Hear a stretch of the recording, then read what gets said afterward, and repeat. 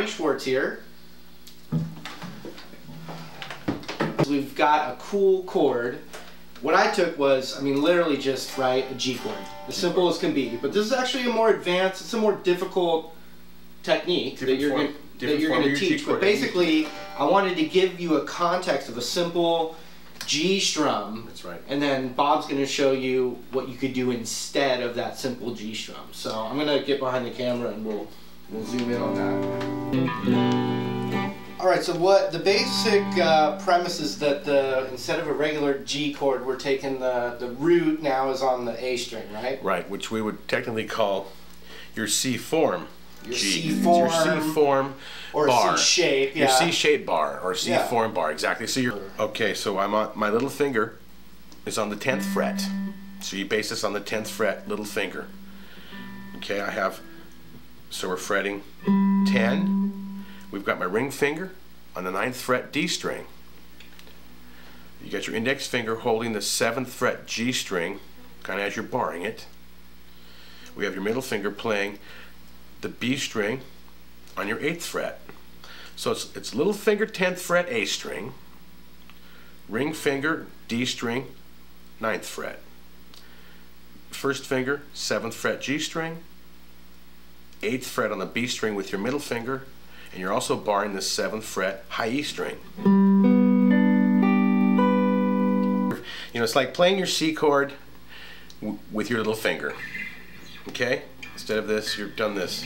And there's a lot in that. It's a good shape to work on. So this chord form is the root. It lies in the A string. There happens to be a G note here on your 10th fret. This is a G chord, and it's a G note. And you have your 3rd here, your 5 here, your 1 here, and a 3 there. You know, Marty and folks, this bar houses this form, and it's also hiding up here. It hides your D form, right? So you're holding two forms at once, kind of. It holds this up top like this, and you've got your C form. Okay, so it's a G chord.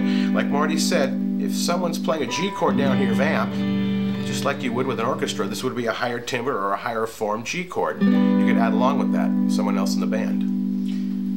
So you're not worried about barring the low E string? It's a good question, Marty. I'm kind of muting the low E string with my finger here, my fingertip. That is another 3rd tone you could use, but it doesn't belong in this form. Do you remember, with me, the finger, like, for instance, muting the low E string, I don't remember ever, like, learning that in a lesson. I just feel like the more I play, the more you start to pay attention to the stuff you don't want to ring out. It's true. It's unfortunate, but yeah, muting comes kind of slowly for people because it's not really taught, and muting is very important. Yeah, for me, it kind of, like, just evolved as I got better at playing. You start to think about that stuff. I think for most people, you can hear it. For most people, that's how it is. Yeah. Okay, so that's the chord, but there's a cool kind of hammer-on trick. Maybe you could show that. That'd be cool. So yeah, picture if the song is maybe vamping or a song is in the key of G. You could kind of do a little hammer-on thing that sounds like this.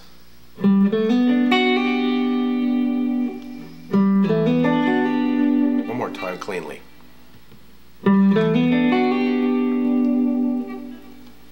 So it's quite pretty to do it over a song that might be in the key of G. So what I'm doing is starting out with a ringing G note with my little finger, 10th fret A string. Then I do a hammer-on your D string. Your first hammer-on is, and that would be first finger and ring finger on your D string, 7th to 9th fret. So what we've got so far is this.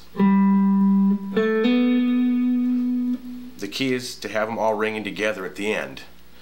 So after you've hammered on this 7 and 9 on your D string, we have a ringing tone on your 7th fret G string to D note. So far we have this. We have one other hammer on at the end, which is on your B string, 7th fret to 8th fret. Okay? The whole thing slowly sounds like this.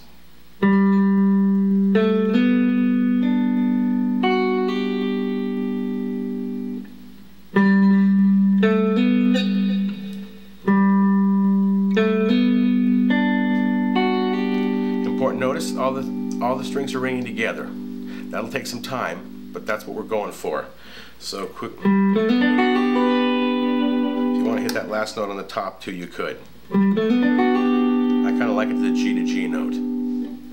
So a common progression, you know, would be like G and C. You know, why don't you just improvise a little bit, like in that new area? I mean, people don't have to learn the other tricks you're gonna do, but to see it used in context. You know, that'd be cool. That's what I want to see. Did you? So, okay. Yeah, you know, just show off.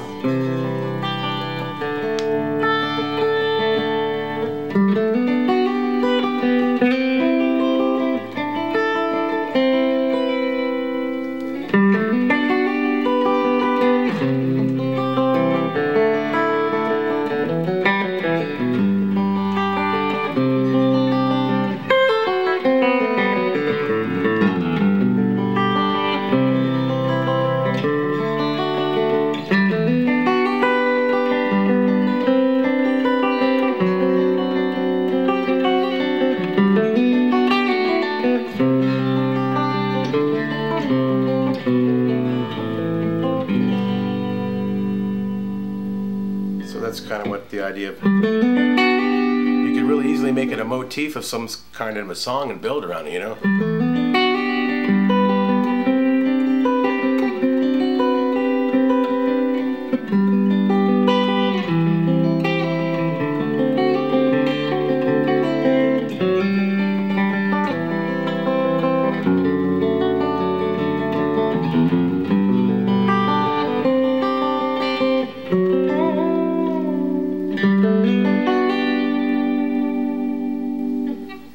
Yeah, man, that was awesome.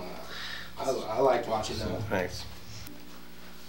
Hey, thanks for teaching that. Right on, Marty. Yeah, man. It's fun. It's fun stuff. Thank you for having me. Yeah, thanks you guys. We'll see you real soon. See you next time.